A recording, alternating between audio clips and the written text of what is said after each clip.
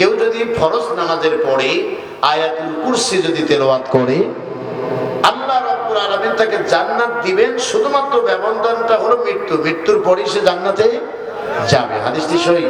আল্লাহ বলেন, আল্লাহুস সামাদ, আমি অমুখ ব্যক্তি।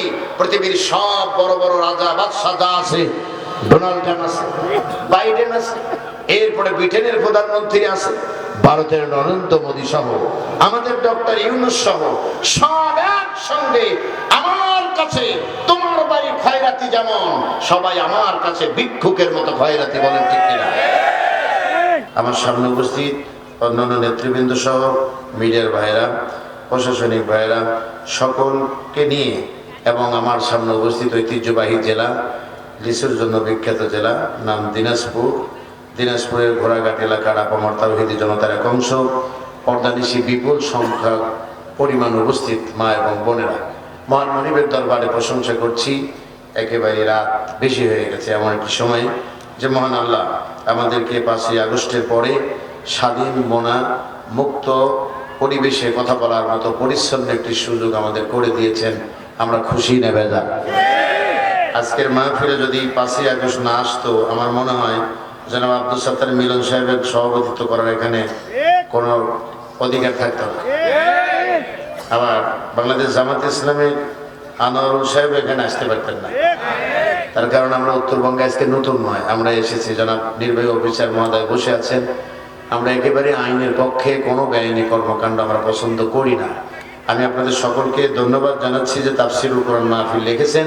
বিগত সরকারের আমলে আমরা দেখেছি তাফসিরুল কোরআন মাহফিলের যতটা আতঙ্কিত নাম, অন্য নাম দেখে তার এত ভয় পেত। গ্রাম এলাকার একটা ছোট্ট মাহফিলে পুলিশ গিয়ে হানা দিত, আর পুলিশের পিছ ঘুরতে ঘুরতে কমিটির পায়ের সুতা ছিঁড়ে যেত, তারপরও অনুমোদন খুঁজে পাওয়া যেত না। এমনও মাহফিল করেছি, অনুমোদন এনেছে, সব নিয়ে এসেছে, কিন্তু বক্তাকে মঞ্চে উঠতে দিবে না। আমি জীবনে বহু কষ্ট করেছি, কষ্ট করে এসেছি। তবে আজকে ব্যথা পেলাম একটা কারণে, সেটি হলো যে আমি আসলাম 8:30টায়, আমাকে এইরকম 11টায় মঞ্চে দিলেন। আমাকে যদি নাই চিনে থাকেন তাহলে এত কষ্টের ডেটটা নিয়েছিলেন কেন আপনারা? আমি খুব কষ্ট পেয়েছি। আমার এই ভাইয়ের কথাগুলো খুব ভালো লাগতেছিল। আমার মিলন ভাই তো কথা বলবেন, তিনি জনপ্রতিনিধি, কথা বলবেন না কেন? এটা আমি কিন্তু পজিটিভ রাজনীতি করি। প্রিয় ভাই সব, মিলন ভাইয়ের কথা বলবেন, আমার ভাই কথা বলবেন, এই জাহিদ সাহেব আসলেন, তিনিও কথা বলতেন, এটাই স্বাভাবিক বিষয়। এলাকার মানুষের সাথে মত বিনিময় করবেন। কিন্তু সময়টা এইভাবে গেল কেন? আমি তো একটু মানে কেমন যেন আকর্ষণ বলতে আমার ভিতরে সব হারিয়ে গেছে। মানে আমি 12টার পরে কথা সাধারণত বলি না। একটু পরে আপনার চাচাচি করবেন আমার সাথে, কমিটি যারা দাওয়াত দিচ্ছেন বলবেন হুজুর কথা রাখেন নাই আমাদের কথা। আমার সাব্বির ভাই ভালো মন্দ খাওয়াই আমার পাগল বানিয়ে দিছে। সব মিলিয়ে তো আমি একেবারে এখন মানে কি যে হয়ে গেলাম আল্লাহ ভালো জানে। শেষ পর্যন্ত ওবায়দুল কাদেরের মতো বলতে হবে খেলা হবে, বলেছি ঠিকই, কিন্তু মাঠে নেই।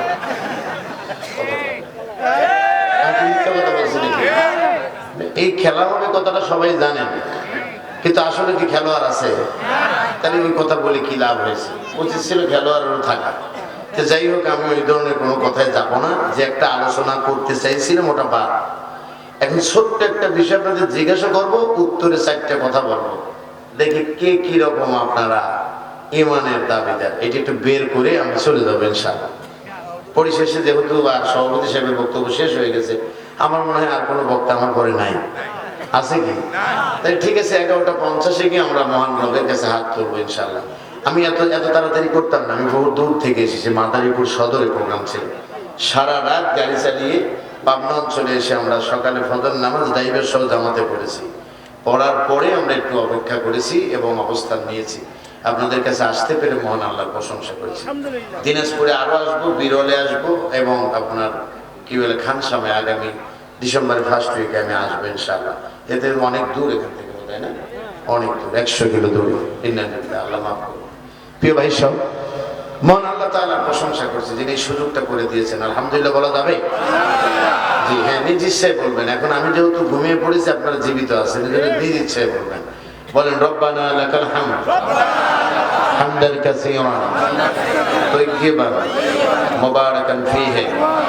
লক্ষ কোটি দরুদ এবং সালাম বর্ষিত হোক আমাদের একান্ত প্রিয় নবী, প্রিয় রাসূল, প্রাণ প্রিয় নেতা সৈয়দুল মুরসালিন রাহমাতাল লিল আলামিন বিশ্ব নেতার প্রতি আমাদের গভীর শ্রদ্ধা এবং ভালোবাসা আমরা প্রাণ খুলে পড়ছি সাল্লাল্লাহু আলাইহি ওয়াসাল্লাম। সংগ্রামী ভাইরা, যুগ যুগ ধরে পৃথিবীতে সত্য এবং মিথ্যার দ্বন্দ্ব চলমান আছে। এটি অব্যাহত থাকবে কিয়ামত পর্যন্ত। একদল সত্যকে প্রতিষ্ঠা করতে চাইবে, আরেকদল সত্যকে পৃথিবী থেকে বিচ্ছিন্ন করার জন্য ষড়যন্ত্রে লিপ্ত হবে।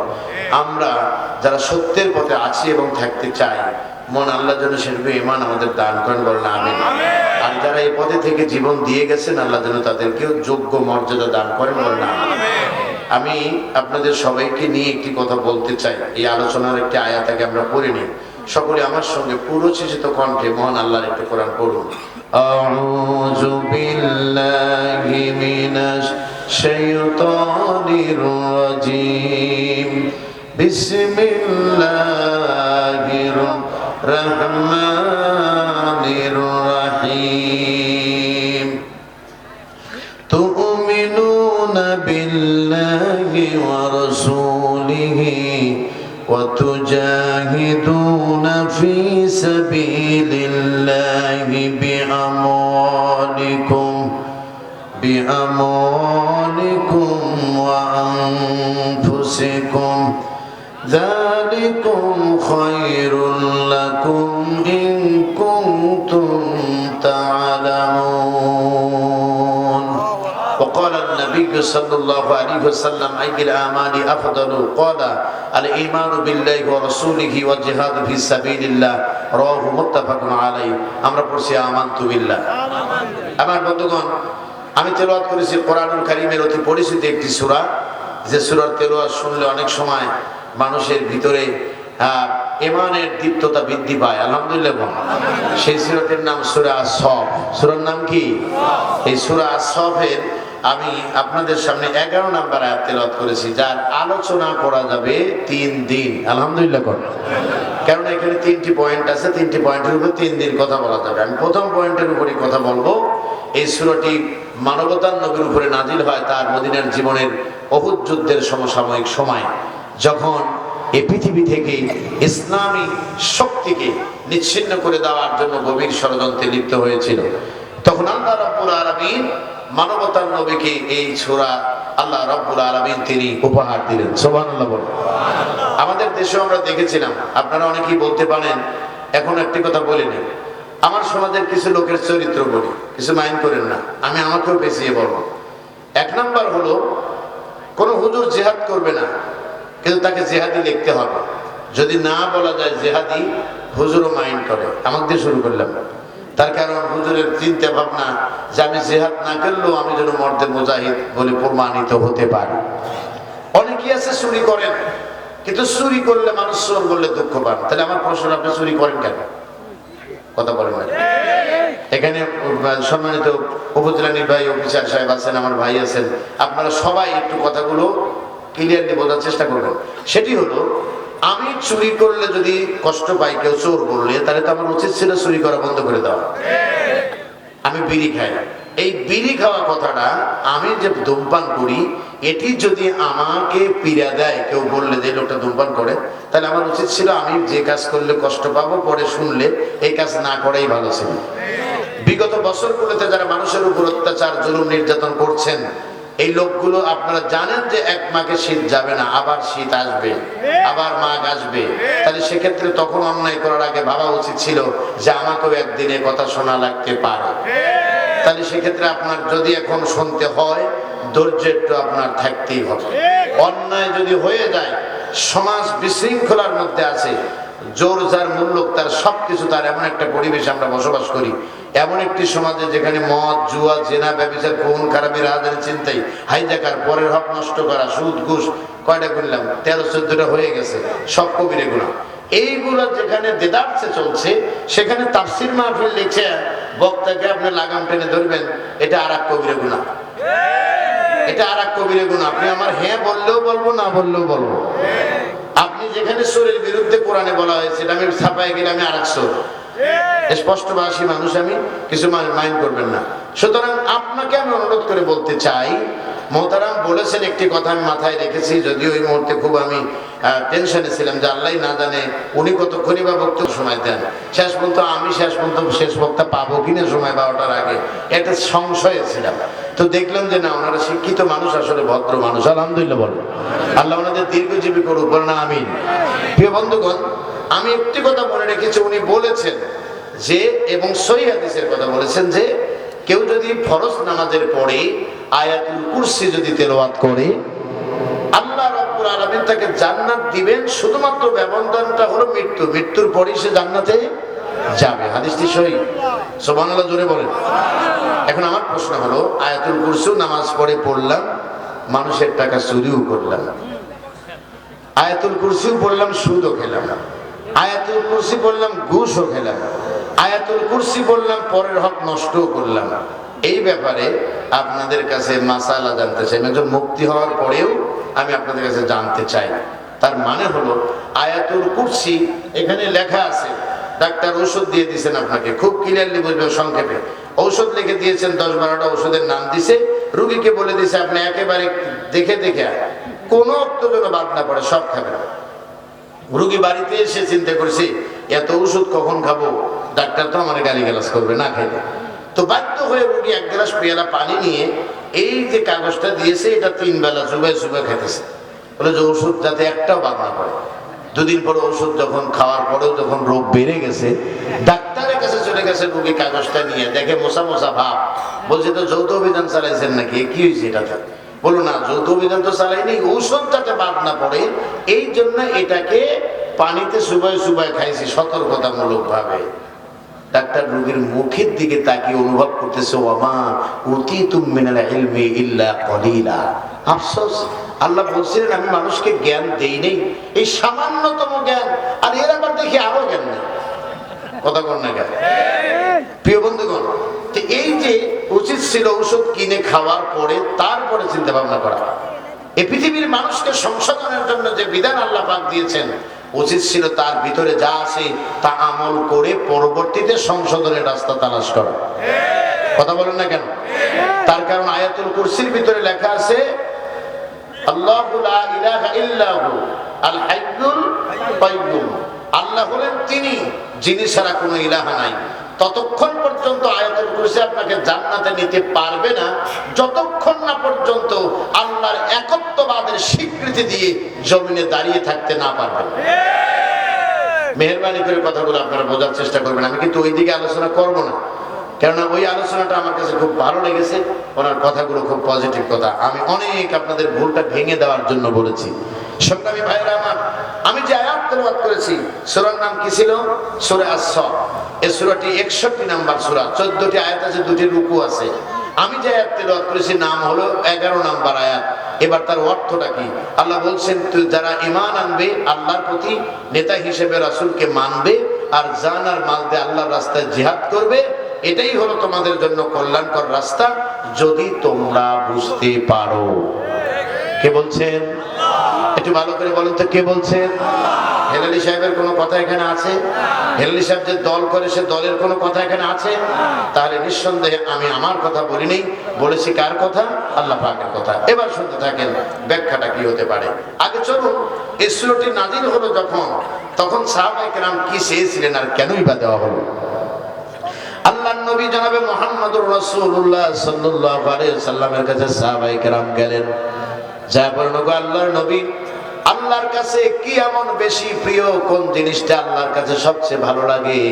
আমরা যদি জানতে পারতাম তাহলে আমাদের জান আর মাল আমার আল্লাহর রাস্তায় দিয়ে দিতাম, আল্লাহকে সব দিয়ে দিতাম, যদি আমরা জানতে পারতাম আমার আল্লাহ কি পছন্দ করেন। আল্লাহ রাব্বুল আলামিন তিনি হলেন অন্তর্যামী, তিনি মানুষের হৃদয়ের খবর জানেন, কেননা তিনি কোরআন শরীফে বলেছেন, ইন্নাহু আলিমুম বিজাতিস সুদূর। আমি হলাম মানুষের অন্তর্যামী, আমি মানুষের অন্তরের খবর জানি। একটু আওয়াজ দিয়ে বলেন তো, কে জানেন? আরো চিল্লায় বলেন, কে জানেন? আমার বন্ধুগণ, আল্লাহ জানলেন, সূরা আস-সাফ পুরোটাই আল্লাহ পাক নবীকে নাযিল করে দিলেন। সুবহানাল্লাহ বলেন। হুজুর সাহাবায়ে কেরামকে ডাকলেন, ডেকে বললেন, সাথীরা আসো, আল্লাহর কাছে যা চেয়েছো তা পেয়ে গেছো। সুবহানাল্লাহ বলেন। বলো, কি পেয়েছি? সূরা আস-সাফ পুরোটাই 14টি আয়াত নবীজি পড়ে তাদেরকে শুনিয়ে দিলেন। সাহাবায়ে কেরামের মাঝে কিছু কিছু মানুষ আছিল যারা একটু একটু মনোদ্বেদল্যমান অবস্থা, আল্লাহ রাব্বুল আলামিন তাদের সে কথা কোরআন শরীফের ভিতরে আগেই বলে দিয়ে বলেছিলেন, লিমা তাকুলুনা মা লা তাফআলুন, বান্দারে যা করো না, যা করতে পারবা না তা মানুষের কাছে বলো কেন? ইমানের পথে দাঁড়িয়ে থাকা এত চারটিখানি কথা নয়।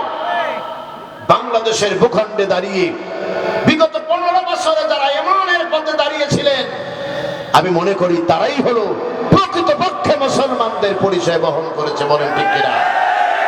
তার কারণ এই স্লোগান চলবে না, স্লোগান বন্ধ করে। স্লোগান দিতে দেব না একটা কারণে, দুঃখ তো আমার মনেও আছে, আমার মনেও দুঃখ আছে। পুলিশ যেদিন আমাকে ধরে নিয়ে গেছিল, পুলিশকে সরাসরি জিজ্ঞাসা করেছিলাম, আপনি ধরে আনছেন কেন? আপনার এই কেন জবাব কিয়ামতের দিন না দিলে আমার কোনো মামলা উল্টো করবো না। আমি কিয়ামতের দিন আল্লাহর কাছে মামলা করব, সেই মামলা উল্টো করবো না। আমি একজন পজিটিভ মানুষ। আমি সবচেয়ে কষ্ট পেয়েছি 15 বছরের কয়েকটি কাজ। তার একটি কাজ হলো বাংলাদেশের তিনবারের প্রধানমন্ত্রী হিসাবে বেগম জিয়ার সঙ্গে যে আচরণ করা হয়েছিল। আপনারা বোঝেন, আমি বোঝার জন্য বলতেছি, আমি কাউকে কষ্ট দেওয়ার জন্য বলতে চাই না। বেগম জিয়াকে যে অপমান করে ওই ক্যান্টনমেন্টের বাড়ি থেকে বের করা হয়েছিল, যা পৃথিবীর ইতিহাসে বিরল। এক। 2 নাম্বার কথা হলো হাসানুল হক ইনুর মতো পার্লামেন্টে দাঁড়িয়ে যে মেম্বারে দাঁড়ালে জামানত বাতিল হয়ে যাবে, সেই লোকটা বলতো যে কি বলে খালেদা জিয়ার দেশে রাজনীতি করার অধিকারী নেই। শুনে আইয়াম তো অবাক, কয় কি? শয়তান পর্যন্ত আশ্চর্য হয়ে গেছে, কয় কি? আমরা যথেষ্ট সম্মান তারে করি, সুবহানাল্লাহ। কারণ আছে, তার কারণ উনি ওই পালায়া যান নাই, উনি দেশের মানুষের কাছেই বসেছিলেন। সুবহানাল্লাহ বলেন। আর একটা জিনিস কষ্ট পেয়েছি, আল্লামা দেলোয়ার হোসেন সাঈদী, উনি একটা কোরআনের পাখি, কোরআনের তাফসীর কারক, বাংলা তাফসীরের জনক তিনি। আমাদেরকে অনেক সময় মানুষ বলে, হুজুর আপনার কণ্ঠ সাঈদীর সঙ্গে মেশে। আর আমি বলছি, বাটা তুমি সাঈদীর সঙ্গে মেশার কথা বলো, আর সাঈদীর ওয়াজ শোনার মতো জ্ঞান আজ হয় নাই আমার। সাঈদী সাহেবের ওয়াজ যে শুনতে জ্ঞান লাগে, এই জ্ঞানটাও আমার আজ হয় নাই। আল্লামা দেলোয়ার হোসেন সাঈদী রাহমাতুল্লাহ আলাইহি 29,000 মহিলাকে ধর্ষণের মামলায় তাকে জেলে ঝুলানো হয়েছিল। এটা কি মেনে নেওয়া যায়? কথা বলেন, মেনে নেওয়া যায়? এই 5ই আগস্টের পরে ছাত্রলীগের এক নেতা আমাকে ফোন দিয়ে বললো, ভাই হুজুরের তো সব কথা মিলে গেছে। বললাম কিভাবে মিললো? বলে এমন একদিন আসবে, ওরাও কিন্তু শোনে, এমন একদিন আসবে অত্যাচার করতেছো, জুলুম করতেছো, নির্যাতন করতেছো, এমন এক সময় আসবে পালানোর জন্য ইন্দুরের গর্ত পর্যন্ত খুঁজে পাবা না। মনে হলো যেন আজকেই বলেছে। সুবহানাল্লাহ। কোন এখানে একটু কথা বলতেছেন আপনারা, প্লিজ একটু প্লিজ আমাকে ক্ষমা করুন। ঠিক কিনা বলবো? আপনাকে কষ্ট পাচ্ছেন? আমি টাইম কথা বলবো কত সময়? এই যে ওয়াজ করতেছি, লিমা তাকুলুনা মা লা তাফআলুন, যা করো না তা বলো কেন? আমি তো বলেই নিলাম 11:50, এরপরে আর কথা হবে না, খেলা হবে, কোনো কথা নাই। আল্লাহু আকবার বলেন। আপনাদের এতগুলো মানুষের মনের দুঃখ, আমার মনটাও তো একটা আছে, আছে না নাই? আছে। আপনারা মামলা খাইছেন, কত কিছু হয়েছে, আমরা কেবল বসেছিলাম নাকি?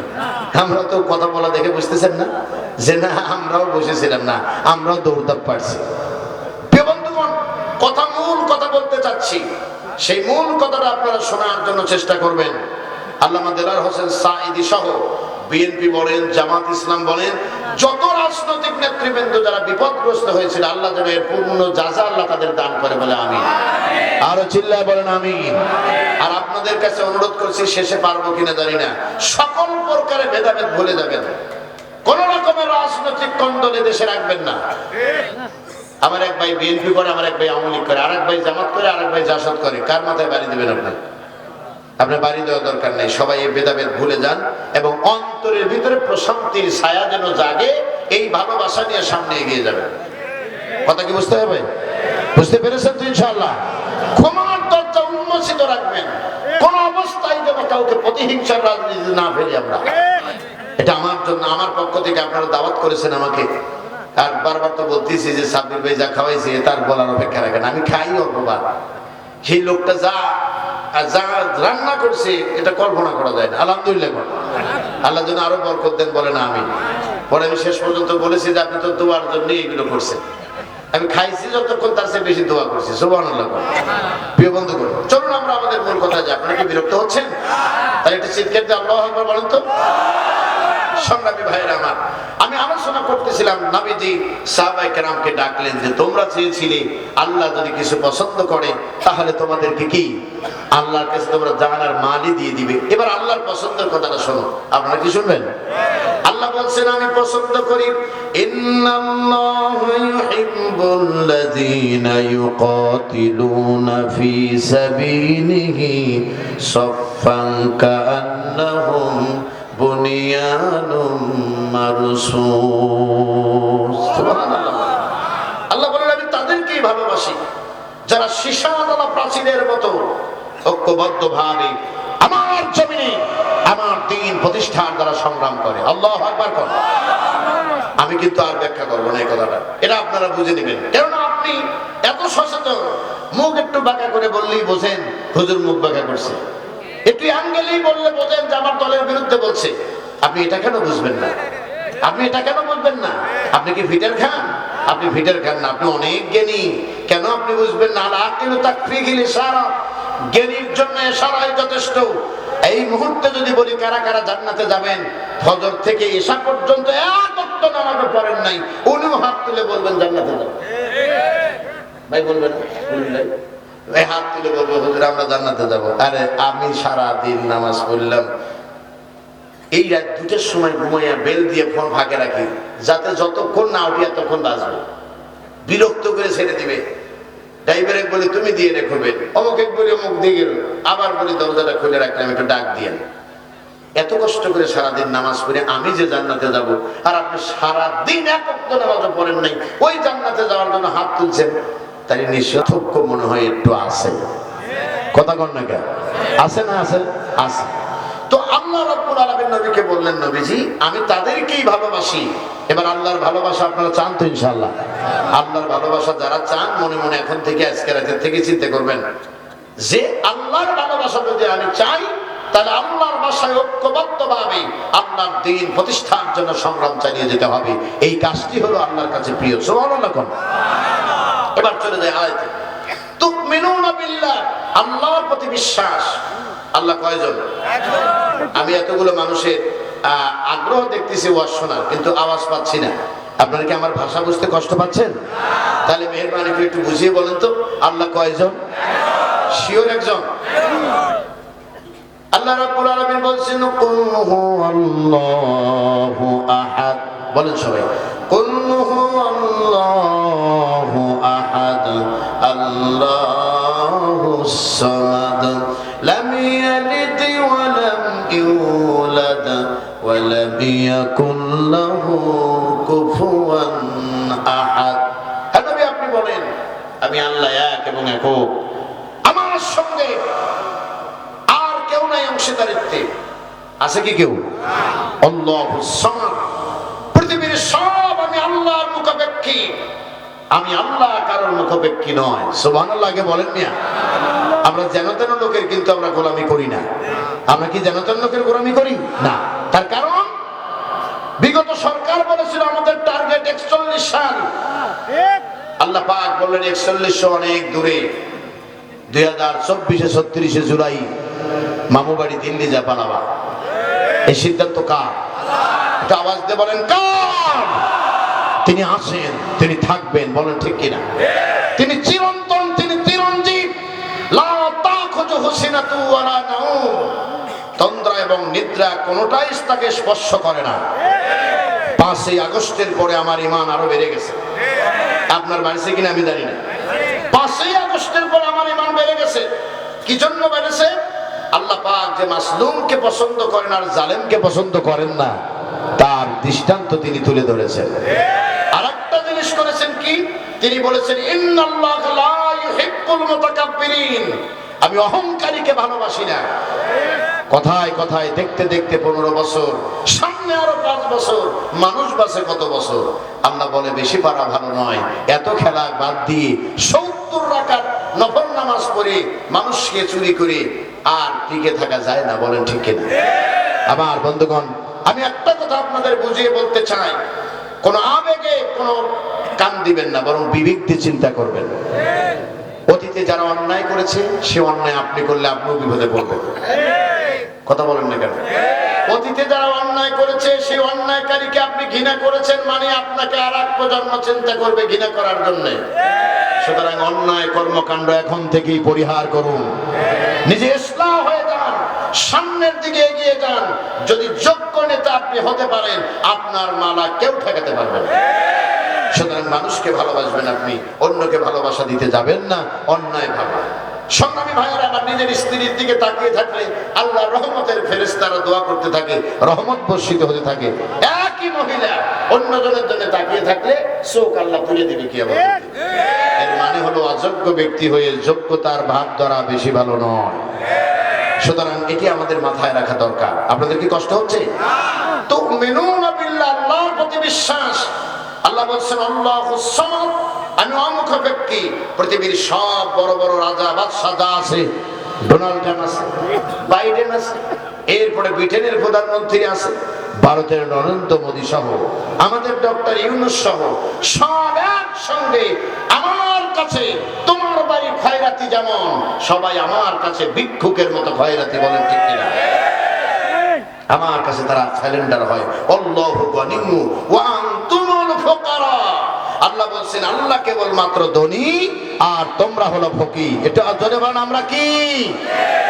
বলতে লজ্জা হয়? হ্যাঁ, তাহলে একটু আওয়াজ দেবেন, আমরা কি? আমরা ফকির, আল্লাহ হলেন কেবল মাত্র ধনী। লাম ইয়ালিদ ওয়া লাম ইউলাদ। আল্লাহ বলছেন তিনি কারো কাছ থেকে জন্ম নেন নাই এবং কাউকে তিনি জন্ম দেন নাই। ওয়ালাম ইয়াকুল লাহু কুফুয়ান আহাদ, এবং তার সমকক্ষ আসমানের নিচে জমিনের উপরে কেউ নাই। সুবহানাল্লাহ। এই হলো আল্লাহর পরিচয়। সুতরাং আল্লাহ কয়জন? একজন। এই আল্লাহ একজনকে যদি কেউ বিশ্বাস করতে চায়, চারটি কাজ তাকে করতে হবে। ওই যে বলছি শুরুতে চারটে কথা বলবো, আপনারা কি কষ্ট পাচ্ছেন? তাহলে চারটে কথার এক নম্বর কথা হলো, আল্লাহকে কেউ যদি আল্লাহ বলে মানতে চায়, তাহলে আল্লাহর অস্তিত্বের গ্যারান্টি দিতে হবে। আল্লাহকে দেখা যায় নাকি? ওয়াজগুলো কিন্তু বুঝতে হবে ভাইজান, মেহেরবানি করে বুঝলে আমি মনে করবো যে এই 1 ঘন্টার ওয়াজে আপনার জন্য হেদায়েতের জন্য যথেষ্ট। সারাদিন ইউসুফ জুলেখার কেচ্ছা শুনে, সারা রাত ইউসুফ জুলেখার ওয়াজ শুনে, ফজরে জুলেখা বেটা ছেলে না মেয়ে ছেলে, এমন ওয়াজ শোনার কোনো দরকার নেই। আপনি জীবিত ওয়াজ শুনে যান, কাজে লাগবে আপনার। তাহলে আল্লাহকে আল্লাহ বলে আমরা মানি। আমি কষ্ট করে হাত উঠাতে বললাম না, এখানে অনেক গণ্যমান্য ব্যক্তি আছেন, তারা হয়তো বেয়াদবি নিতে পারেন। হেলালি সাহেব আমাদের হাত উঁচু করতে বললেন, তবে আপনাদের বলছি আমরা সব কিন্তু এক বাক্যে বলবো আমরা আল্লাহকে মানি। কথা বল না? এবং আল্লাহকে মানতে গেলে 4টে জিনিসের একটু সিকিউরিটি লাগবে। নাম্বার 1, অস্তিত্বের গ্যারান্টি দিতে হবে। আমার আল্লাহ যে আছেন তাকে দেখা যায় না, তিনি কালো, ফর্সা, মোটা, চিকন নাকি তাকে দেখা যায় কোনোদিন? বরং আল্লাহ আছেন, এটাই সত্যতা প্রমাণ। তার কারণটা হলো, ওই যে পূর্ব আকাশের সূর্য পশ্চিম দিকে যখন অস্তমিত যায়, একাধিক কিলা যদি থাকতো তাহলে পূর্বের সূর্যটা পশ্চিম থেকে আর আসতে পারতো না। অনুরূপভাবে মায়ের গর্ভে ছেলে হবে না মেয়ে হবে, আল্লাহ ছাড়া একাধিক কিলা যদি থাকতো ছেলে দিবে না মেয়ে দিবে, এই মামলা শুরু হয়ে যেত। মামলার রায় হতে হতে প্রভাব আর ক্ষমতার বল দেখাইতে দেখাইতে দম্পতি মরে যেত, কোনোদিন সন্তান জন্ম নিত না। আল্লাহ পাক ডেকে বলছেন আমি এক, এই একক সত্তার গ্যারান্টি দিয়ে আমার ইবাদত করো, কেননা তোমাকে ইবাদতের জন্য সৃষ্টি করা হয়েছে। নবী আপনি বলে দেন, কুলিন্নী উমিরতু আনা আবুদাল্লাহ মুখলিসাল লাহুদ্দিন। হে নবী আপনি বলেন কেবলমাত্র এই দুনিয়াতে আমার আল্লাহ রাব্বুল আলামিনের ইবাদতের জন্য আমি এসেছি। এ মাথা কেবল নত হবে কার কাছে? হ্যাঁ, একটু আওয়াজ দিয়ে বলতে হবে, কার কাছে? আল্লাহ ছাড়া কারো কাছে মাথা নত হবে না, নত হবে। সংগ্রামী ভাইয়েরা আমার, আল্লাহ ছাড়া কারো কাছে যদি মাথা নত না করতেন, মানবতার নবী বিশ্ব নবী জনাবে মুহাম্মদুর রাসূলুল্লাহ সাল্লাল্লাহু আলাইহি সাল্লামের মতো মানুষ, তিনি নামাজ আদায় করতেছেন, এমন সময় আবু জেহেলের কাছে সংবাদ চলে গেল, আবু জেহেল তোমার বাতিজা নামাজ আদায় করে, তুমি দেখেছো নাকি তারে? এই দৃশ্যটা দেখানোর জন্য মানুষ তার কাছে নিউজ পাঠায় দিয়েছে। এর আগের কথা হলো, আবু জেহেল মুহাম্মদ সাল্লাল্লাহু আলাইহি ওয়াসাল্লামকে বলেছিল, বাতিজা এই দুনিয়ার বুকে সব যদি তোমার দলের বিরোধিতা করে আমি হয়তো করব না, তার শর্ত যদি থাকে। বলে কি? তোমার দলের নেতা কর্মীর ব্যবহার ভালো, আচার আচরণ ভালো, দেখতে সুন্দর ভালো, কিন্তু একটা জায়গায় আমাদের কষ্ট লাগে, যখন দেখি সেজদায় পড়ে যায়। এই সেজদা ছাড়া তোমার আল্লাহকে পাওয়া যাবে নাকি? আমার নবী ডেকে বলেছেন, আবু জেহেল যে সেজদা দিতে তোমার এত কৃপণতা, যে সেজদা দিতে তোমার এত মনের ভিতরে বাধা, ওই সেজদা না দিলে আমার আল্লাহর গোলাম হওয়া যায় না। কালেমা পড়েছো তো আর কোনো কথা নাই, ফজরের নামাজের আগে কালেমা পড়েছো, ওযু করে অনুগত্যের মাথা মস্তিষ্ককে ঠান্ডা রেখে মাটির সঙ্গে এই নাক আর কপাল লাগিয়ে লিখে দাও, আল্লাহ তুমি আমার রব আর আমি তোমার গোলাম। বলো আল্লাহু আকবার। এই স্লোগান তোমাকে দিতে হবে।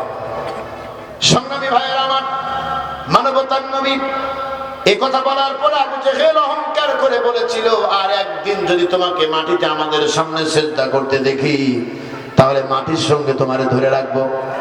এবার বলেন তো দেখি, মাটির মালিক কে? আর নবীজিকে নবুয়তি দিয়েছেন কে? ওয়ামা আরসালনাকা ইল্লা রাহমাতাল লিল আলামিন। বলেন সবাই, ওয়ামা আরসালনাকা ইল্লা রাহমাতাল লিল আলামিন। আপনি হলেন রহমতের নবী। ওয়া আরসালনাকা লিন-নাসি রাসূলা ওয়া কাফা বিল্লাহি শাহীদা। একটু চিৎকার দিয়ে বলো আল্লাহু আকবার। এগুলো কেন বলি জানেন? অন্তরকে বুঝাতে পারি না। এত স্পষ্ট আয়াত, আল্লাহ বলছেন আমি আপনাকে রিসালাতের স্বীকৃতি দিয়েছি। পৃথিবীর কোন জালেম, কোন স্বৈরাচার, কোন নব্য ফেরাউন আপনাকে মানবে না রাসূল হিসেবে। এর জন্য আপনার মনে ক্ষুণ্ণ আসার কিছু নাই, বরং আপনি আল্লাহর রাসূল, এ প্রমাণ হিসেবে আমার আল্লাহর দলিল যথেষ্ট।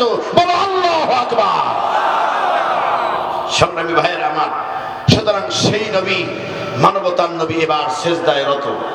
আবু জেহেলের কাছে চলে গেছে তার এক পা চাটা গোলাম, গিয়ে বলছে, অথবা কোন এক ব্যক্তি গিয়ে বলছে, আবু জেহেল তুমি নাকি মুহাম্মদ সাল্লাল্লাহু আলাইহি ওয়াসাল্লাম নামাজ পড়লে তাকে মাটির সঙ্গে ধরে রাখবে, গিয়ে দেখো মুহাম্মদ সাল্লাল্লাহু আলাইহি ওয়াসাল্লাম তার রবকে সিজদায় অবনত। সুবহানাল্লাহ। আবু জেহেল দৌড় আরম্ভ করেছি, দৌড়াতে দৌড়াতে আসতেছে, জনগণ পিছে পিছে রওনা দিয়েছে। দেখি তো চাচাবাজিদের কি খেলা শুরু হয়, দেখি একটু। অবাক করা বিষয় হলো, সামান্য একটু দূর থেকে মুহাম্মদ সাল্লাল্লাহু আলাইহি ওয়াসাল্লাম সিজদায় পড়ে আছে। কারণ আল্লাহর নবী তিনি সিজদা দিচ্ছেন, আমার আপনার মতো তো মুরগির মতো দুই একটা সিজদা দিয়ে ওঠেন নাই। সিজদায় যখন মানুষ চলে যায়, প্রশান্তি তার অন্তরে সৃষ্টি হয়, কেননা সে রবের সবচেয়ে নিকটবর্তী জায়গায় পৌঁছে যায়, একেবারেই কাছাকাছি চলে যায়, কানে কানে কথা বলার মতো। সুবহানাল্লাহ। মানবতার নবী তিনি সিজদায় পড়ে আছেন। আবু জেহেল সামনের দিকে আর যায় না। না যাওয়ার কারণে আবু জেহেল এই দৃশ্য দেখে জনগণ জিজ্ঞাসা করে ফেলল, আবু জেহেল রে, মুহাম্মদ সাল্লাল্লাহু আলাইহি ওয়াসাল্লামের কোনো সাথী এখানে নাই, আবু বকর নাই, ওমর, ওসমান, আলী কেউ নাই, কোনো লাঠিয়াল বাহিনীও নাই, কোনো সিকিউরিটির কোনো ব্যবস্থা নাই, এইভাবে ফিরে আসতেছো কেন? কি জন্য ফিরে আসতেছো? তুমি তো মক্কার বড় নেতা, তারপরও ভয় কেন তোমার অন্তরে? আবু জেহেল ডেকে বলল, ওই চষ্টার শপথ করে বলছি, মুহাম্মদ সাল্লাল্লাহু আলাইহি ওয়াসাল্লাম আর আমার মাঝখানে যে সামান্য জায়গাটুকু আছে, এই জায়গার ভিতরে বিশাল একটা আগুনের গর্ত দেখতে পেলাম। আমি যদি আর এক চুল পরিমাণ সামনের দিকে এগিয়ে যেতাম, তাহলে আমি আগুনে পড়ে শেষ হয়ে যেতাম। এই জন্যই তো আমি পিছন দিকে ব্যাক করেছি। সুবহানাল্লাহ। মুখে আসলো। নবীজি আমার নামাজ শেষ করলেন।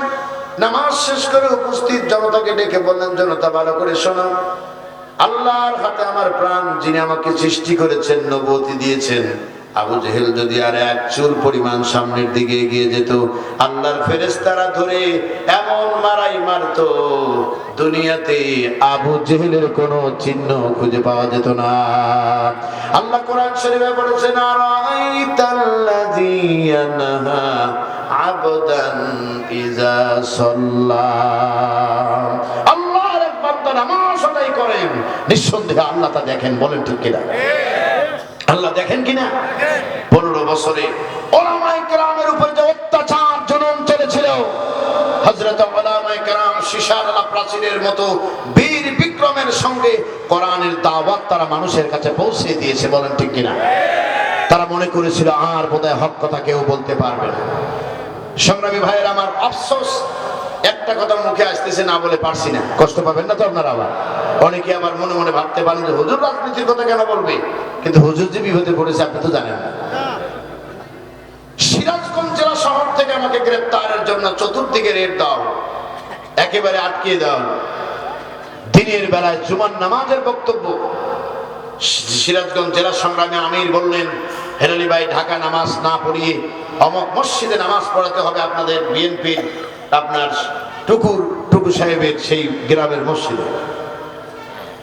তখন 2 জুমা পড়ানোর পরে এসপি সাহেবের কাছে রিং চলে গেল যে আগে যাকে গ্রেফতার করেছেন তিনি ছিলেন ছোট রাজাকার, এখন যিনি আছেন বড় রাজাকার। মানে আমার পরিচয় জানা দরকার নেই, মানে এমনি বলে ফেলে দিয়েছে এটা আর এক রাজাকার, যে কন্ট্রোল মেজর সাহেবের সাথে বললো যে আর বড় রাজাকার। সম্মানিত ভাইয়ের আমার, পরের জুমা এসে চতুর্দিকে ঘিরে ধরলো। কোন রকমের হিজরতের মতো বের হলাম, আমার গাড়ি সহ ড্রাইভার সহ নিয়ে গেল থানায়। ওসি সাহেবের ফোন দিলাম, বললো আপনি পালাইছেন কেন? আমি বললাম আল ফিতনাতু আসাদ্দু মিনাল কতল। সম্মানিত ওসি মহোদয়, হত্যা বিশৃঙ্খলা সৃষ্টি করা হত্যার চেয়েও জঘন্য। সুতরাং আমি কোনো বিশৃঙ্খলা চাইনি।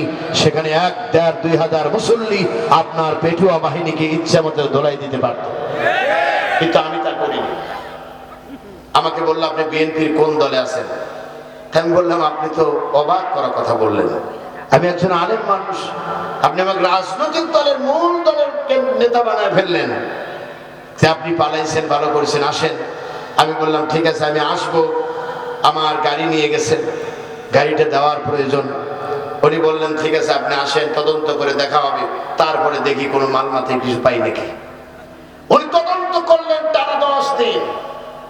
10 দিন আমার 14 গোষ্ঠীর সব তদন্ত করেছে। তদন্ত করার পরে এসপি অফিসে নিয়ে আমাকে বললেন আপনার বিরুদ্ধে তেমন কোনো রিপোর্ট আমরা পাইনি, তবে পেয়েছি আপনি চেতনায় রাজাকার। কথা কন না, ওই যে বয়স হয় নাই এজন্য বলো চেতনায় রাজাকার। আমি বললাম ভাইজান, বলো সদর থানায় আপনি আর মাহফিল করতে আসতে পারবেন না। আমি বললাম যেদিন আসবো ওদিন আপনাকে নিয়ে মাহফিল করবো। সুবহানাল্লাহ করবো। প্রিয় ভাই সব 14 দিন গাড়িটা আটকায় রাখলো। পরিশেষে থানার কর্মকর্তাদের নির্দেশ দিলেন একটা টাকাও যেন না নেওয়া হয়। যা অন্যায় করেছে 14 দিনে, যে পেরেশান হয়েছে, আদালতে আখিরাতের জুলুমের জবাব আমরা কেউ দিতে পারবো না। প্রিয় ভাই সব, এদেশের মানুষ, আমরা শান্তিপ্রিয় মানুষ। এদেশের কোনো বিশৃঙ্খলা নৈরাত্য সৃষ্টি হোক এটি আমরা চাই না। আমরা চাই সবাই মিলেমিশে এই সুখী সমৃদ্ধি বাংলাদেশটা গড়তে। বলেন ঠিক কিনা? আপনারা কি কষ্ট পাচ্ছেন? আল্লাহ মাফ করে দেন। 9 মিনিট আছে, আপনারা জানি করেন না আমার সাথে। না না, কেন বলছেন আপনি? চালিয়ে যাওয়ার কথা কে বলছেন? আপনি তো চালাইছেন আমারে কবে? দাওয়াত দেওয়ার দিনই মানা করে দিয়েছি। আমি কিন্তু 1.5 ঘন্টার নিচে ওয়াজ করলে জনগণ গোলমাল লাগে না। প্লিজ মুরব্বী মুরব্বী মোস্তাক ভাইজি হাফিজাহুল্লাহ, আমাদের সাথে একসঙ্গে আমরা কেন্দ্রীয় প্রোগ্রামগুলোতে আমরা অ্যাটেন্ড করি। আলহামদুলিল্লাহ করেন। আপনারা আমাকে পেয়ে কি খুশি হয়েছেন? আমি খুব হ্যাপি। বিশেষ করে আমার 2 ভাই বসে আছেন আমার পাশে, একেবারে সমাজের প্রথম সারির মানুষজনেরা এসে বসে আছেন আমার পাশে। আমি ধন্য যে আপনারা সবাই মিলে উপভোগ করেছেন এই 1 ঘন্টার আলোচনা। আলহামদুলিল্লাহ করেন। আল্লাহু আকবার বলেন। প্রিয় বন্ধুগণ, সোনামণি হয়ে গেছে, একটু দাঁড়াও, একটু পরে একসঙ্গে মোনাজাত করে যাই। চলো হারানোর কিছু নাই, আবার কোন ময়দানে হয়তো কথা হবে, বলেন ঠিক কিনা? আপনারা হতাশ হবেন না, নৈরাশ হবেন না। আমার জীবনের স্বপ্ন হলো জীবনের এক ফোঁটা রক্ত থাকতে আমি যেন ইসলামের পথে মরতে পারি, এটি হলো আমার জীবনের চাওয়া। আলহামদুলিল্লাহ। আমি আমার এলাকায় বলেছি যে আমার লাশ যদি কোথাও গুম করার কারণে আসে, আপনারা দেখে একটু জানাজা করে দিয়ে মহান মালিকের কাছে দোয়া করবেন। আমার কিছু দরকার নেই, শুধু যেন আল্লাহ মাফ করে দেন। আল্লাহু আকবার। আমার একটা স্বপ্ন পূরণ করো ও গো দয়াময়, তোমার পথে চলতে গিয়ে মরণ যেন হয় আমার, তোমার পথে চলতে গিয়ে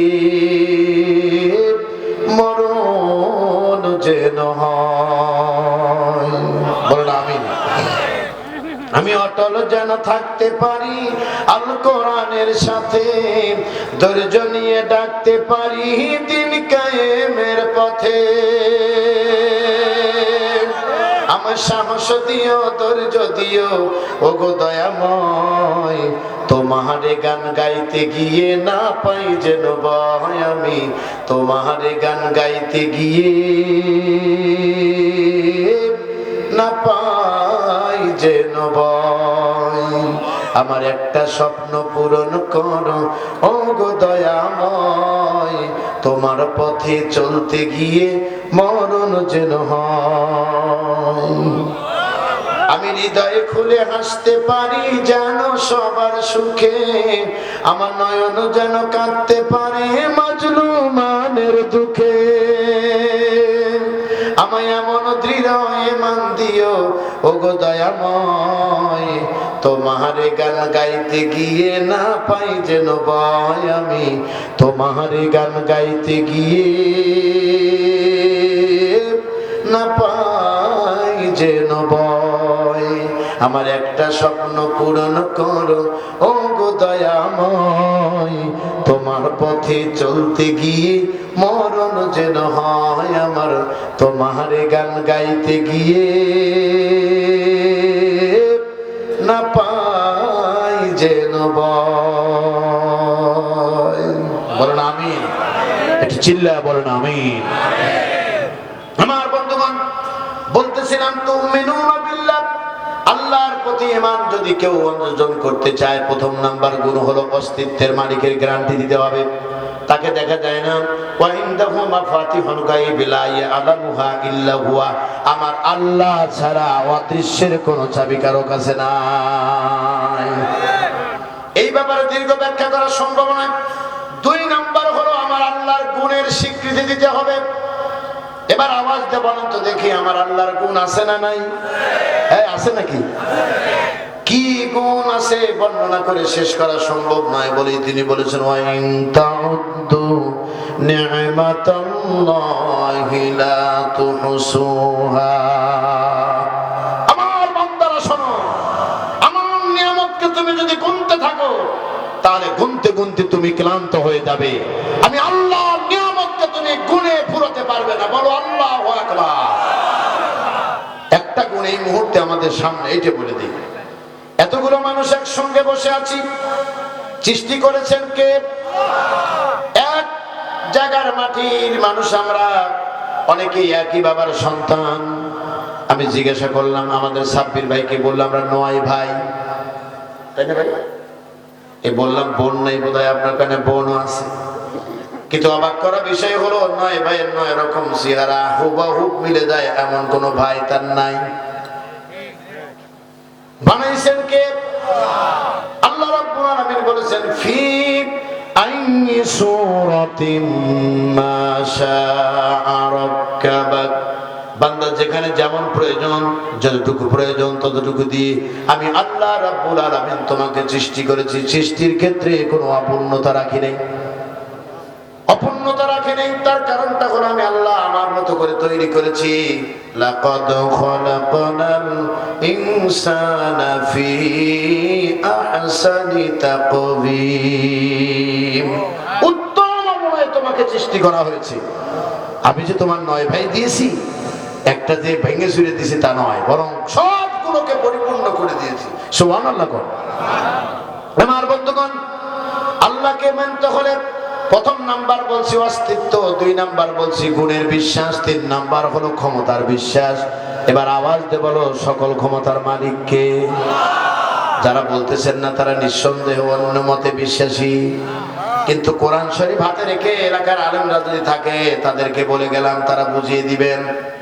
কোন ব্যক্তি মুসলমান হয়ে যদি বলে সকল ক্ষমতার উৎস জনগণ, এই কথা বিশ্বাস করে কেউ বলে ফেললে কবিরা গুনাহ হয়ে যাবে, এমনকি মুসলমানের দল থেকে খারেজ হয়ে যেতে পারে।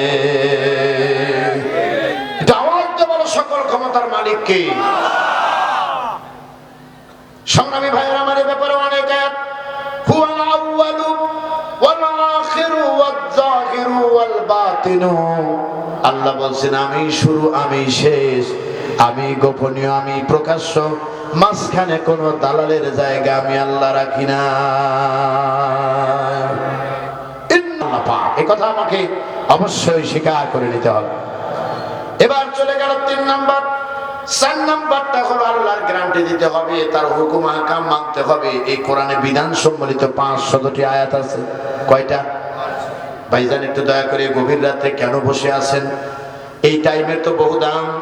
ইমান তৈরি করার কথা কয়েকটা শুনে যান, কাজে লাগবে। এমন দিন কাজে লাগবে যেদিন আর কেউ আপনার সঙ্গী হবে না। বলেন ঠিক কিনা? হারিয়ে যাব একদিন আমি, রব নাই ভুবনে চিরদিন। ঠিক কিনা? যেতে হবে না একদিন আমাকে? ক্ষমা করে দিও তোমরা আমায়, ভুল করে থাকি যদি কোনো দিন। হারিয়ে যাব একদিন আমি, রব নাই ভুবনে চিরদিন। বাঁশবাগানে বা গোরস্থানে হয়তো দিবে মরি কবর, তোমরা আমায় যাবে ভুলে, রাখবে না জানি কোনো খবর। মাটি দিয়ে আসবে, দিবে মাটি মুখের উপরে। তবে সবচেয়ে বড় ব্যাপার হলো, আমার জীবনে বাংলাদেশের প্রায় সবগুলো জেলাতে প্রোগ্রাম করেছি, ইন্ডিয়ার বিভিন্ন প্রদেশে প্রোগ্রাম করেছি। হিন্দুদের লাশ পোড়ানোর দৃশ্য দেখে আমি বারবার মহান রবের কাছে আমি আত্মসমর্পণ করে বলেছি, আল্লাহ তোমার কাছে ধন্য আমি, তুমি আমারে মুসলিম বানাইছিলে। আল্লাহ আমার জীবন ধন্য। আমার নেতা এমন নেতা নয় যে তার প্রিয় 400 কোটি টাকা চুরি করে, কিন্তু আমার নেতা এমন নেতা তিনি হলেন সাইয়্যিদুল মুরসালিন। সকল নেতার সেরা নেতা আমার নেতা, নাম তার মুহাম্মদ বিন আব্দুল্লাহ সাল্লাল্লাহু আলাইহি ওয়াসাল্লাম। আমি গর্বিত যে আমার সিলেবাসের নাম কোরআন। আমি উচ্ছ্বাসিত, আমার হৃদয় কণ্ঠ বড় করে দেয় আমি যখন দেখি আমার ধর্ম পৃথিবীর সেরা ধর্ম। আর আমি তখন অহংকারে নয়, বরং অনুগত্যের মাথাকে আমার চষ্টার কাছে অবনত করে দেই। আমি তখন নির্বিঘ্নে ভাবে সেজদায় অবনত হয়ে বলি, আল্লাহ সুবহানা রাব্বিয়াল আলা। বলো আল্লাহু আকবার। আমার বন্ধুগণ, কষ্ট হয়ে গেছে আপনাদের, তাই না? অনেক রাত হয়ে গেল, ঠিক আছে তো? ইনশাআল্লাহ এখন আমরা মুনাজাতে শামিল হচ্ছি। ইনশাআল্লাহ আপনারা আমার জন্য দোয়া করবেন। দীর্ঘ রাত পর্যন্ত আসলে কথা বলার কোনো অভিপ্রায় আমার নেই। 12টার পরে সাধারণত ওয়াজ করাটা আমার জন্য খুব কষ্ট। এক এক দিন এক এক জেলা নয়, বরং এক এক বিভাগে প্রোগ্রাম আমার। এটা থাকার কারণে আল্লাহ রাব্বুল আলামিন খুব কষ্টের মধ্যে সময় পার করতে হয়। আপনারা কেউ উঠবেন না? রাগ করে ফেললেন নাকি? হ্যাঁ, না না না, আর চালাবো না। তবে আপনাদের সম্মান রক্ষার্থে 10 মিনিট বাড়িয়ে দিলাম। আলহামদুলিল্লাহ বলেন, আলহামদুলিল্লাহ বলেন। রাগ করে উঠে চলে যাবেন? হ্যাঁ, না না দাদু, এইভাবে বলতে হয় না সোনামণি, চুপ থাকেন। মুরব্বি বলবো, চুপ করে থাকেন। একটু আল্লাহু আকবার বলেন। আরে যে জিনিসের চাহিদা বেশি ওই জিনিস কম খেলেও কিন্তু অনেক সময় মজা লাগে। ইলিশ মাছ কিন্তু মানুষ বেশি খায় না, এক এক টুকরা সর্বোচ্চ এক অনুষ্ঠানে দেয়। যদিও আজকে সাব্বির ভাই 2 টুকরা দিছে আমার, এটা একটা ব্যতিক্রম জিনিস হয়েছে। তো এক টুকরার বেশি সাধারণত দেয় না, দাম তার অনেক বেশি, নাম তার ইলিশ। কথা বল না কেন? তো অন্য কোনো আমি কোনো বলছি না যে আমার কোনো কৃতিত্ব। আবার মনে করতে পারেন যে আপনার কথা ভালো লাগতেছে, শুনতেছি আমরা, আপনার অহংকার হয়েছে, এটি আপনার ভুল ধারণা। বরং আমার কথা আপনি শুনতেছেন না, শুনতেছেন আল্লাহর কোরআনের কথা। কার কথা?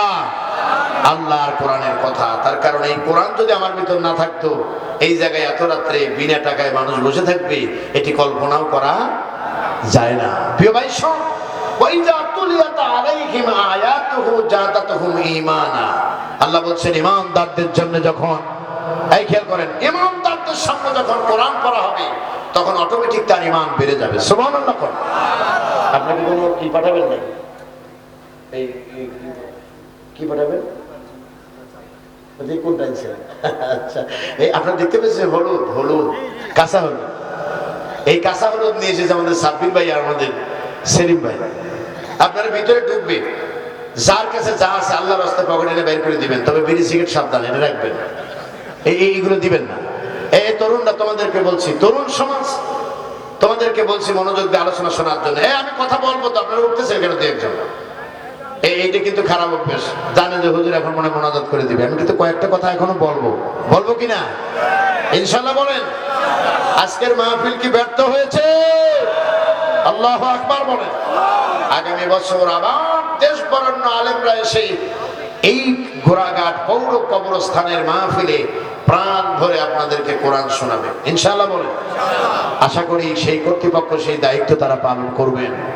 আমি যুব সমাজের উদ্দেশ্যে দুটি কথা বলবো, তার মধ্য দিয়ে আপনারা কালেকশনে যে লোক গেছে, দয়া করে কেউ খালি হাতে ফিরে দিবেন না, কেউ খালি হাতে ফিরে দিবেন না। এত বড় একটা মাহফিল, আমি শুনেছি যে বৃষ্টির মতো দান করেছেন আপনারা, কিন্তু এটি অব্যাহত রাখতে হবে। 5 টাকা, 10 টাকা, 2 টাকা, 5 টাকা যা আছে দিবেন, একেবারেই আল্লাহর সন্তুষ্টির আশায় আপনি দিয়ে দেন। এবং আপনি মনে করেন যে হেলালি সাহেবকে নিয়ে এসেছে আমার, হ্যাঁ, মা বোনেদের কাছ থেকে এই যে আমার সঙ্গে দোয়া না করে এই অল্প কয়েকজন মানুষ অতি উৎসাহিত হয়ে ওয়াজ করবো না ভেবে আপনি উঠে চলে যাচ্ছেন, এটা কিন্তু মুসাফিরকে কষ্ট দিলেন। আমার কোনো মাহফিলে লোকজন উঠে যাবে আর আমি বসে থাকবো, তেমন হতে পারে না ইনশাআল্লাহ। আমি চাই আপনারা বসে থাকেন। আমরা অল্প সময়ের মধ্যেই বিদায় নিচ্ছি, আলহামদুলিল্লাহ। বলেন, অনেকগুলো টাকা দিয়েছেন, কি নাম? আরে মা মারা গেছে, মা আমার মা, পৃথিবী হয় না তুলনা। ইসলামিক গান জীবনে অনেক গাইছি, কিন্তু আজকে অনেক গান, যেগুলো গান একটা গান গাওয়ার জন্য তো গ্রেপ্তার হলাম চট্টগ্রামে। আসুক না যত বাধা, যত জন সাইক্লোন, রাসূলের পথে মোরা চলবই, এ জীবন বাজি রেখে দিনের নিশান মোরা বাংলার আকাশে উড়াবই। সুবহানাল্লাহ। আমিন বললেন না? আমিন বললেন না? এই দেশে কোরআন দিয়ে চলুক, আপনারা কি চান? ইনশাআল্লাহ বলেন। আমরা কোরআনের আইন চাই। আমরা কি চাই? সে যে দল ক্ষমতায় আসুক তাতে দুঃখ নেই, আমরা আল্লাহর আইন চাই। আল্লাহর আইন যেখানে, সেই দলকে আমরা সেলুট দেবো সেখানে। বলেন ঠিক কিনা? কিন্তু বিগত বছরে যারা ক্ষমতা চালিয়েছে, কোরআন আইনের প্রতিষ্ঠাতা তো দূরের কথা, তারা কোরআনের আইন যেন দেশে কায়েম না হতে পারে, কোরআন মনা এবং ডানপন্থী মানুষগুলোকে বেশি নির্যাতন করা হয়েছে। আল্লাহ তাদের হেদায়েত দেন, বলেন আমিন। আর চিল্লায় বলেন আমিন। সংগ্রামী ভাইরা আমার, আমি আপনাদের কালেকশন যদি হয়ে থাকে, মা বোনদের কাছে রুমাল যাবে অথবা গিয়েছে, আপনারা শুনেছি হাজার হাজার মহিলারা এসেছেন। আপনারা যেমন ওয়াজ শুনতে পটু, তেমন মার্কেটে গিয়ে পরপুরুষের সঙ্গে কথা বলতেও পটু। কথা কোন না কেন? আমাদের দেশের অনেক মা বোনেরা আছে, স্বামীর কোনো তোয়াক্কা না করে না করে তারা নিজেরাই মার্কেটে চলে যায়, নিজের স্বামীর কষ্টের টাকার কোনো মূল্যায়ন নেই, গিয়ে পরপুরুষের সঙ্গে মিষ্টি কথা বলে মার্কেট করে বাড়িতে নিয়ে আসে। আমি আপনাদের অনুরোধ করে বলছি, আপনি গাছ যদি সঠিক না হয় তার ফল কিন্তু ভালো হবে না। আপনি পর্দা করুন এবং ইসলাম মেনে চলুন। অনেকেই বলে যে ইসলাম যদি ক্ষমতায় আসে তাহলে মহিলাদেরকে ঘরে বন্দী করে রাখবে। এই কথা যারা বলে তারা ইসলাম সম্পর্কে জ্ঞানই তাদের নেই। তার কারণ শোনেন, ইসলাম যদি কায়েম হয়ে যায় দেশে, তাহলে মহিলা রোগীকে কখনো পুরুষ ডাক্তার দেখতে পারবে না।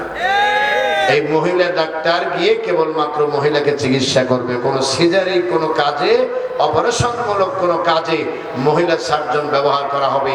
আর এদেরকে তৈরি করার জন্য মহিলা মেডিকেল বিশ্ববিদ্যালয় তৈরি করা হবে। আল্লাহু আকবার বলেন। কে বলেছে ইসলাম নারীকে অধিকার দেয়নি? বরং নারী অধিকারই পেয়েছে কেবল ইসলামের কাছ থেকে। নারীকে ভোগের সামগ্রী ভেবে এই পৃথিবীর মানুষেরা দূর দূর করে তাড়িয়ে দিয়েছিল। আর মানবতার নবী নারীকে জায়গা দিয়ে বলেছিলেন, নারীর পায়ের নিচে আল্লাহর জান্নাত। আপনারা খুব সম্মানী মানুষ, দয়া করে মেহেরবানি করে আপনারা সম্মান নিয়ে বেঁচে থাকবেন। মা বোনেরা যারা গভীর রাত্রে এসেছেন, আমি আমার আলোচনাকে স্পষ্ট করে দিই আপনাদেরকে। এক নাম্বার কথা ছিল তুমিনুনা বিল্লাহ, আল্লাহর প্রতি বিশ্বাস করতে হবে। বিশ্বাসটাকে পরিপূর্ণতা দিতে চারটি কাজ করতে হবে। নাম্বার ওয়ান বলেছিলাম, কি বলেন? অস্তিত্বের গ্যারান্টি দিতে হবে। আল্লাহকে দেখা যায় না, কিন্তু তিনি আছেন। দুই নম্বর বলেছিলাম তার গুণের স্বীকৃতি দিতে হবে। তিন নাম্বার বলেছিলাম সকল ক্ষমতার মালিক হবেন তিনি। চার নাম্বার বলেছি হুকুম হাকাম মানতে হবে তার। এই চারটি কাজ কেউ যদি করে তবেই কেবল সে আল্লাহকে আল্লাহ বলে মানতে পারবে। নচেত আল্লাহকে আল্লাহ বলবেন এতেই যে আপনি হয়ে যাবেন আল্লাহওয়ালা, তা হতে পারে না।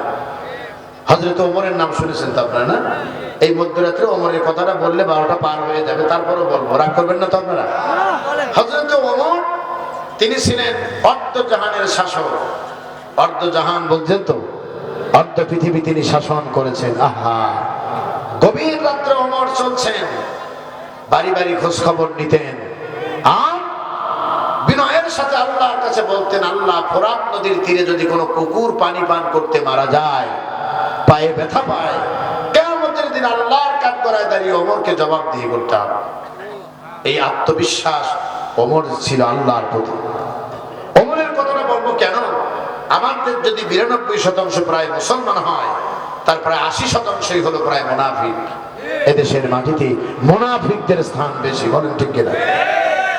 টুপিদারি মাথায় দিয়ে নামাজ কালাম আদায় করে মরার পরেই দালাও মানে কবরে নামায় দিয়ে এই কবরে বলা হচ্ছে বিসমিল্লাহি ওয়া আলা মিল্লাতি রাসূলি, আল্লাহর নামে নবীর দলে দিলাম, অথচ জীবদ্দশায় কোনোদিন নবীর দল করে না। আমার বন্ধুগণ, কথা স্পষ্ট। হযরত ওমর তিনি এমন ব্যক্তি যার কথায় আল্লাহর বিধান নাজিল হয়েছে। যিনি ওমর আল্লাহর নবীর কাছ থেকে উপাধি পেয়েছিলেন ওমর জান্নাতি, সুবহানাল্লাহ। সেই ওমর এবার খুঁজতেছেন মুনাফিকের খাতায় তার নাম আছে কিনা। এদিকে খেয়াল করেন যারা কথা বলতেছেন পাশে, আমি একটু পশ্চাৎপদ আমার অবস্থান ভিতরে আছে যে আমি আসলে এগুলো দেখতে পারি না বা মানতেও পারি না। এটি কোরআনের বৈঠক, মানুষ একেবারে নিউট্রাল হয়ে কথাগুলো শুনতেছেন, এর জন্য আন্তরিকভাবে অভিনন্দন জানাচ্ছি হেলাল সাহেবের পক্ষ থেকে। প্রিয় বন্ধুগণ, আমি যেটা বলতে চাচ্ছি এখন যে হযরত ওমর খুঁজতেছেন এখন মুনাফিকের খাতায় তার নাম আছে কিনা। মদিনায় যখন আল্লাহ রাব্বুল আলামিন কোরআনের আয়াত নাযিল করলেন, মুনাফিকদের তালিকা আল্লাহ পাক নবীর কাছে পৌঁছায় দিলেন। নবীজির একজন পিএস ছিলেন, নাম ছিলেন হযরতে হুযায়ফা। একটু আওয়াজ দিয়ে বলেন, নাম কি? হযরতে হুযায়ফা রাদিয়াল্লাহু তাআলা আনহু, তিনি ছিলেন নবীজির পিএস, অর্থাৎ ব্যক্তিগত সহকারী। আল্লাহর নবী হুযায়ফাকে ডেকে বলেন, হুযায়ফা, মুনাফিকদের গুণ যাদের ভিতরে আছে তাদের নামের লিস্টটা তৈরি করো। লিস্ট তৈরি করতে লাগলেন। মানবতার নবী এই ঘোষণার পরে আর কোন সাহাবীর ঘুম নাই, চিন্তায় পড়ে গেছে, না জানি আমার নাম হয় কিনা। এক পর্যায়ে হযরত ওমর হুযায়ফার পিছে পিছে যাইতে লাগলেন, কিন্তু নবীর নিয়োগ করা ব্যক্তিগত সহকারীর কাছে নিজের কথাটা বলবেন এই দুঃসাহস ওমর করতে পারতেছেন না। একবার ভাবেন তো দেখি, শুধু জিজ্ঞাসা করবে আছে নাকি নাম, তাও বলে সাহস পাচ্ছেন না। পিছে পিছে ঘুরতে ঘুরতে এক পর্যায়ে আসর নামাজ আদায় করলেন। আদায় করার পরে হযরতে হুযায়ফার পিছে দাঁড়িয়ে আছেন হযরতে ওমর। দুজনের কথোপকথন হলো। এক পর্যায়ে বুঝতে পারলেন ওমর কি চান, বলে খাতাটা বের করো, একটু দেখতে চাই আমার নামটা এই জায়গায় আছে নাকি। হযরতে ওমর খাতাটা হাতে নিলেন, মুনাফিকদের তালিকার নাম পড়তে লাগলেন, কিন্তু সেখানে তার কোন নাম খুঁজে পেলেন না। সুবহানাল্লাহ বললেন না? ওমর আল্লাহু আকবার বলে আলহামদুলিল্লাহ বলে শুকরিয়া আদায় করলেন। প্রিয় ঘোড়াঘাটের মুসলমান নরনারী ওলামায়ে কেরাম সহ শুনে রাখেন, এইখানে বুকে হাত দিয়ে অন্তর থেকে বলবেন, আমরা কি আজও ওমরের চেয়ে বড় আমলদার হতে পেরেছি? যারা বলতেছেন না অহংকার করেন না, আমরা কি আজও ওমরের চেয়ে বড় দানশীল হতে পেরেছি? আমরা কি আজও ওমরের চেয়ে বড় আল্লাহর নবীর প্রেমিক হতে পেরেছি?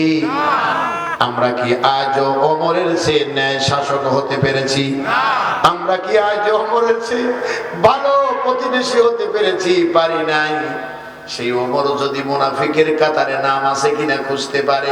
আমরা নামাজ পড়ি, রোজা করি, হজ করি, যাকাত দেই, কিছু দান করে দিই, আমরা মনে করি জান্নাতে চলে গেলাম।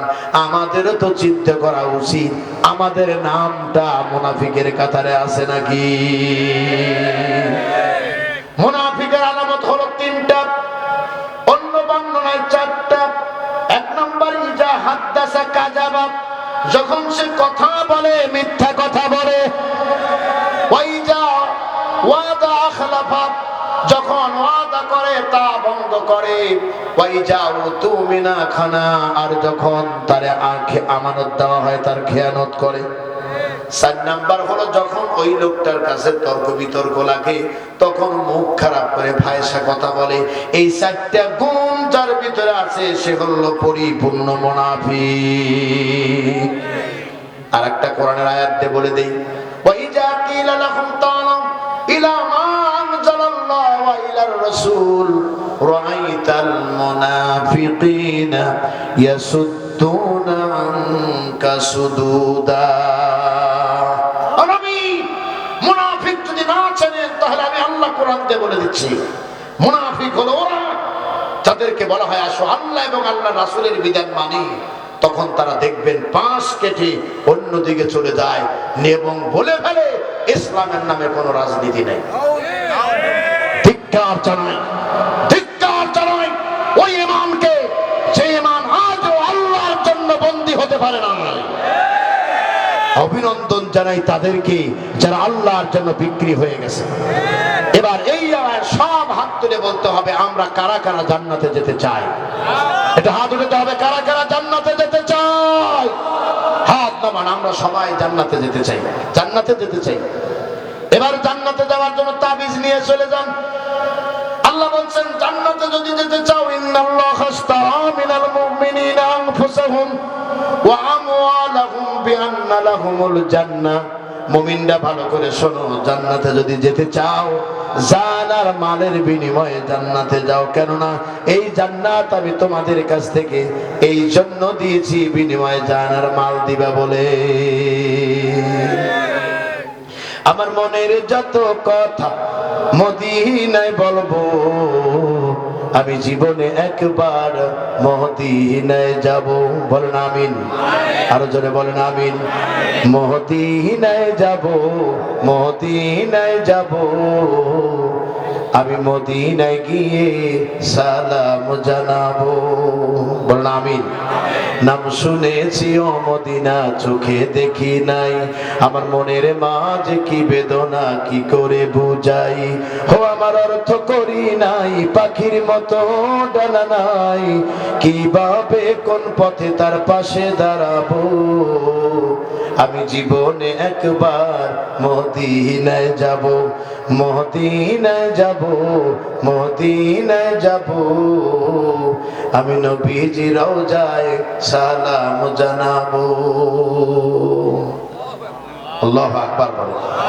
প্রিয় ভাই সব, আমারও মন চায় না যে আপনারা চলে যাচ্ছেন না, আমি কিভাবে চলে যাই। আমার কষ্ট হয় ভাই, প্রতিদিন মাহফিল করতে হয়। অনেক প্রোগ্রাম মানুষের অনুরোধে দিন 2টে নিয়েছি, 2 কর্তৃপক্ষের কথা বলে নিয়েছি যাতে কারোর কোনো ক্ষতি না হয়। আমি ক্ষতির কোনো পক্ষে নয়, কথা কি বুঝতে পারছেন? আমি আজকের মাহফিল করা কৌশলে যারা ছিলেন তাদেরকে অভিনন্দন জানাচ্ছি। সেই সাথে জনাব আমাদের আব্দুল সত্তার মিলন ভাই সভাপতি সাহেব, যিনি আমার বাম পাশে বসে আছেন, ধন্যবাদ জানাচ্ছি ভাইকে। প্রিয় ভাই আমাকে 12টার পর পর্যন্ত আমার কাছে বসে থাকলেন এবং কথা শুনলেন। অভিনন্দন জানাচ্ছি আমার ডান পাশে বসে আছেন যিনি উপজেলা নির্বাহী অফিসার জনাব রফিকুল ইসলাম সাহেবকে। অভিনন্দন আপনাকে এবং আপনার সহ যারা এসেছেন আপনার কি বলে সফরে যারা সঙ্গী হিসেবে এসে তাদেরকেও অভিনন্দন জানাচ্ছি। পৌর কবরস্থানের সম্মানিত সভাপতি জনাব আমাদের সাব্বির হোসেন ভাই এবং সাধারণ সম্পাদক সেলিম ভাই সহ অন্যান্য কমিটির সদস্যবৃন্দ, পরিশেষে আমি আপনাদের সবাইকে নিয়ে মহান মাবুদের দরবারে একটু দোয়া করতে চাই। আপনারা কি আমাকে ক্ষমা করে দিয়েছেন? ইনশাআল্লাহ দিয়েছেন না? রাগ অভিমান কিছু আছে নাই তো? আলহামদুলিল্লাহ, আমারও কোনো রাগ নেই, কিন্তু বহুদূর যেতে হবে তো, আগামীকাল পাবনা প্রোগ্রাম, এই জন্য আমাকে হয়তো আজও প্রায় শেষ রাত পর্যন্ত আমাকে গাড়িতে থাকতে হবে। এর জন্য আপনারা আমার জন্য দোয়া করবেন যেন যেখানেই থাকি কোরআনের পথেই যেন অবিচল থাকতে পারি, বলেন আমিন। আর আপনাদেরকে আবার এই মাঝখানের কথাটা স্মরণ করিয়ে দিই, কে আওয়ামী লীগ, কে বিএনপি, কে জামাত, এটি দেখার কোনো দরকার নাই। আমরা মানুষ, এই হিসেবে বাঁচতে চাই। মন থাকবে তো ইনশাআল্লাহ? সবাই সবাইকে ক্ষমা করে দিবেন, কোন অবস্থায় কারোর সঙ্গে প্রতিশোধ পরায়ণ হবেন না, আপনি ক্ষমা করে দিবেন, আইনকে শ্রদ্ধা জানাবেন, দেশের আইন শৃঙ্খলা অবনতি হোক এমন কোন কর্মকাণ্ড আপনারা করতে যাবেন না, এই প্রত্যাশা রাখছি আপনাদের কাছে। আগামী দিন হোক আমাদের কোরআনের দিন, এই প্রত্যাশা রেখে আপনারা সকলেই দরুদ ইব্রাহিম আল্লাহুম্মা সাল্লি আলা